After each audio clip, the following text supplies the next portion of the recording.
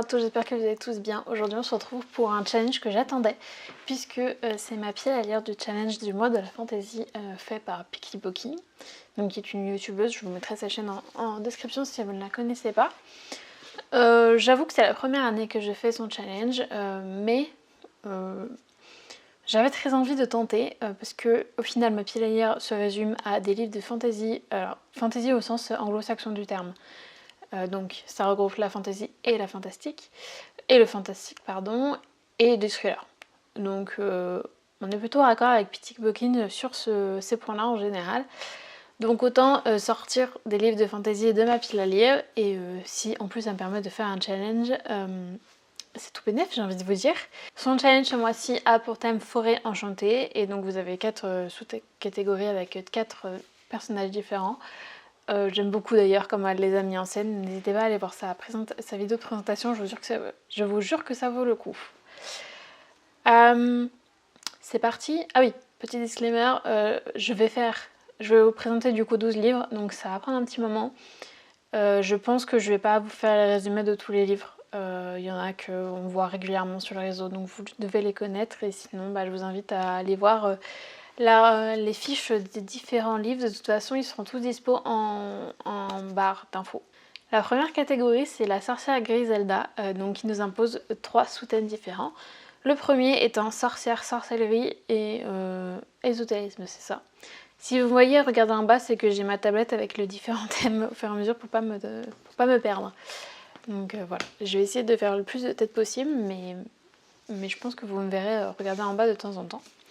J'ai choisi dans cette catégorie-là Sorcery of Thorns, donc le tome 1 de Margaret Rogerson aux éditions Big Bang, donc j'ai en édition Grimoire. Maintenant, je crois que je suis pas sûre, mais je crois que le tome 2 avait été déjà sorti en édition Grimoire, et au final, je me l'étais pas procuré, donc je pense pas que je vais le garder dans cette édition-là, je sais pas. Déjà, on va le lire, voir si j'aime, parce que si j'aime pas, la question se posera pas.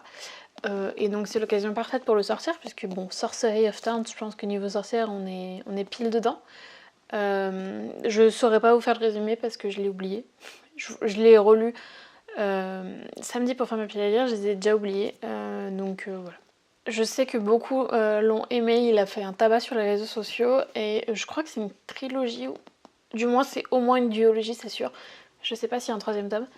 Mais j'en ai entendu que du bien, donc c'est à mon tour de sortir ma pile à lire finalement. Ensuite, la deuxième sous-catégorie, c'est foi itinérante avec des monstres hors normes, des créatures, des clans, ce genre de choses. J'ai pris The Savage Song de V. Schwab, avec un accent à couper au couteau, donc aux éditions Lumen. Pour être tout à fait honnête, je ne savais pas du tout quoi mettre dans cette catégorie. Je me suis inspirée des piles à lire que les autres personnes ont fait pour ce challenge sur Liverdict, et j'ai vu que des gens l'avaient mis dans cette sous-catégorie, donc voilà. J'avoue que j'ai pas été très originale sur ce point-là. Mais écoutez, moi ça me va, puisque j'adore découvrir les œuvres de cette auteur, je sais plus. C'est une autrice, voilà. J'ai plein d'autres romans de celle-ci d'ailleurs dans ma pile à lire, donc bon, c'est l'occasion ou jamais. Ensuite, dernière sous-catégorie, chasse aux sorcières avec enquête, meurtre anti-magie, dark fantasy. Alors Drake fantasy, pas dark fantasy, ou alors c'est une faute, je ne sais pas. En tout cas, moi de toute façon j'ai pas. Je sais même pas si j'ai de la dark fantasy. Mais en tout cas, j'ai pris le tome 2 du Royaume des damnés. Alors, il est sous blister, donc vous aurez peut-être des reflets, je suis désolée. De Karim Maniscalco, aux éditions de Saxus. Donc, le tome 1 a été un... je vais y arriver, un coup de cœur. Donc, j'ai très envie de sortir le tome 2. Surtout que je vous disais récemment que le tome 3 va sortir. Ou alors, il est déjà sorti. Non, je crois qu'il va sortir. Non, il est sorti, je vais y arriver. Donc il faut que j'ai le tome 2. Je l'ai pris parce qu'il y a une enquête, puisque dans le tome 1 on enquête sur ce qui s'est passé lors de la mort de la sœur de notre protagoniste principale, qui est une sorcière, donc niveau fantasy on y est, hein. Donc je pense qu'elle va se continuer dans ce tome-ci, donc voilà. Ensuite, deuxième menu, la fêlée. Et avec premier sous-menu, se sentir pousser des ailes, où vous devez sortir une relique de votre pal. Et j'ai donc pris Les Chevaliers d'épée de Anne Robillard. Je crois que c'est le plus vieux livre de fantasy qui est dans ma palle. Donc je pense qu'il y est depuis 2020. Vu que je l'avais acheté un peu sous une impulsion, vu que j'aimais beaucoup l'autrice et j'ai jamais eu le courage de le sortir de ma pile à lire. Donc c'est l'occasion, vous me direz, après 4 ans il serait temps quand même. Ensuite, le sous-menu Poudre magique, où il vous faut un livre court ou un livre qui vous fait très très envie. J'ai opté pour l'option livre court avec Les mots fantômes de David Moité. Alors c'est aux éditions Roman Didier Jeunesse, mais je sais que moi c'est une épreuve non corrigée que j'avais eue en boîte à livres. Donc je sais pas du tout si ça ressemble à ça à la fin. En tout cas, comme vous voyez, il fait à peu près 250 pages je crois. Super, il n'y a pas le nombre de pages. Oui, en tout cas, il y a moins de 200 pages même. Donc ça va se lire très très rapidement. Pour vous résumer, puisque c'est pas un livre que je vois souvent, je l'ai même jamais vu sur les réseaux, on suit Elliot qui est en maison de repos suite au décès de sa mère, qui est pour lui tout sauf un accident. Surtout qu'il en est convaincu lorsqu'il se rend compte qu'une de ses amies, Lila, donc une pensionnaire du centre, lui raconte qu'en fait elle voit des gens, elle voit des fantômes, et que en fait un de ces fantômes c'est sa mère à lui qui lui affirme qu'elle n'est pas morte dans un accident. Ensuite, dernier sous-menu, Fairy Tales, alors contes, châteaux, royauté, princesse. Je vous avoue que j'ai bien galéré sur celui-ci. J'avais pensé à mettre le Royaume des damnés avec royauté et royaume, mais en fait je me suis dit que c'était un peu tiré par les cheveux parce que dans le Royaume des damnés, le royaume c'est celui des enfers au final. Donc on n'y est pas tellement. J'ai choisi de mettre La Belle et les Bêtes, donc Conte monstrueux de Soman Shainani, aux éditions Saxo. Donc j'ai pris le mot-clé conte. Je sais pas s'il était dans le sens conte de fées, mais j'ai pas trouvé mieux dans ma pile à lire. Donc sans vous faire globalement le résumé, on est sur des réécritures de contes, mais en version pour enfants et donc plutôt courte parce qu'il me semble que c'est un recueil de nouvelles en fait. Enfin, un recueil de contes, vous m'avez compris. Donc pareil, il devrait se lire assez rapidement. C'est plutôt cool. Ensuite, troisième menu, Lef Stephawen. Avec en première sous-catégorie speed dating, donc amour, rencontre, love, enfin, on a compris le mot-clé. J'ai pris Les Étoiles de Nocette, le tome 1 de Sophie Jomain. Je retente de le sortir dans ce challenge-là. Je l'avais déjà essayé de le sortir dans mes précédents challenges.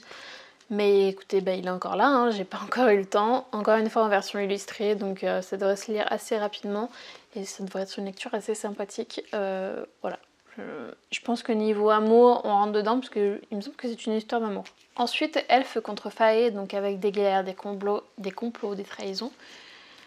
J'ai pris le tome 2 de Lightlark, donc Nightbane, parce que je me dis que niveau complot, on y est. C'est quand même une machination. Niveau guerre aussi, on y est bien. Je me suis dit que ça rentrait parfaitement et j'avoue que j'étais très contente de lui trouver une catégorie puisque je l'ai eu récemment et j'ai très très envie de le sortir. Ensuite, Quête, commencer ou continuer une saga. J'adore cette catégorie parce que ça me permet de mettre un peu tout ce qui ne rentre pas dans les autres catégories et qui me permet de continuer mes sagas. J'ai mis le tome 5 de Black Potter de Michael McDowell aux éditions Monsieur Toussaint l'Ouverture. J'ai toujours pas fini cette saga, pourtant je la lis très très rapidement, donc je vais pas me priver d'une occasion de la continuer. Voilà, je veux la finir d'ici la fin de l'année, c'est une obligation. Ensuite, dernier menu, La Silène, avec en première sous-catégorie mythologie, avec réécriture, inspiration mythologique. Là, je pense que j'ai triché. Je suis pas sûre, mais je pense, parce que j'ai pris le mot réécriture au sens premier du terme, et pas forcément réécriture mythologique en fait.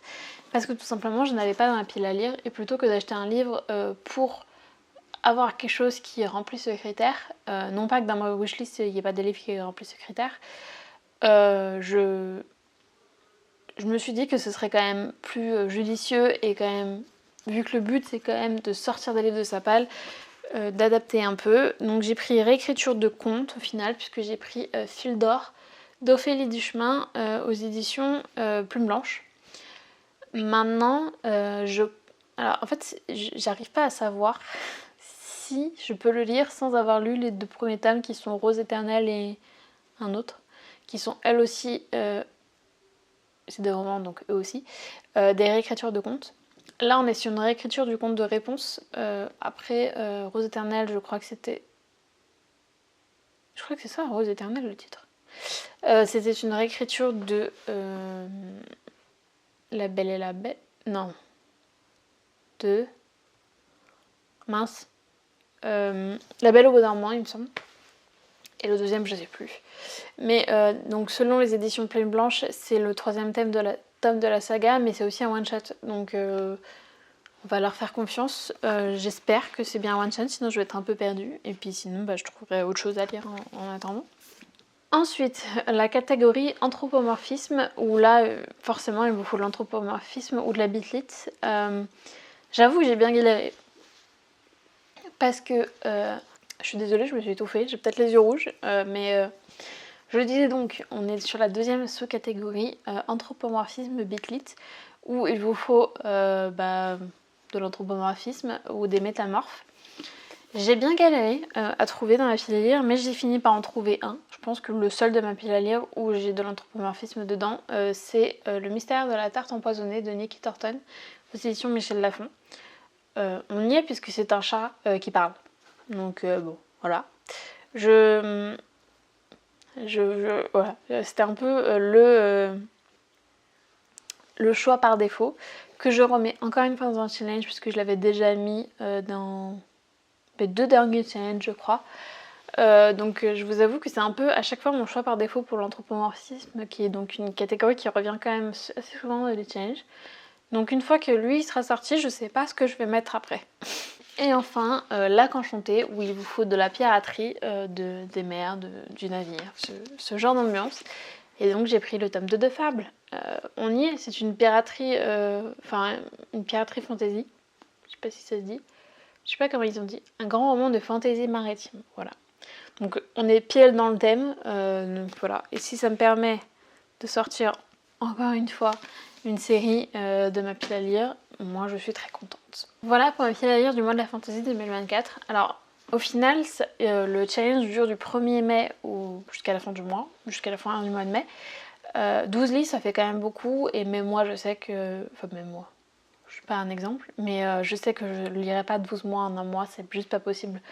Avec mon boulot, j'ai pas assez de temps libre. Donc l'objectif c'est de piocher dans cette pile à lire tout le long du mois. Mais je m'interdis pas non plus de lire autre chose s'il y a vraiment un autre livre qui me fait envie, que je reçois ou j'ai des services presse. Je peux pas trop faire autrement par moment, mais je vais essayer de faire en sorte qu'il rentre dans une des sous-catégories. Et puis voilà, l'objectif c'est de faire du mieux qu'on peut sans se prendre la tête. N'hésitez pas à me dire en commentaire si vous aussi vous participez à ce challenge, et si vous le faites, mettez-moi un lien vers votre pile à lire. Je suis toujours très curieuse de savoir ce que vous avez choisi. N'hésitez pas à vous abonner à cette chaîne, ça fait toujours plaisir et ça m'encourage quand même beaucoup à vous faire de nouvelles vidéos.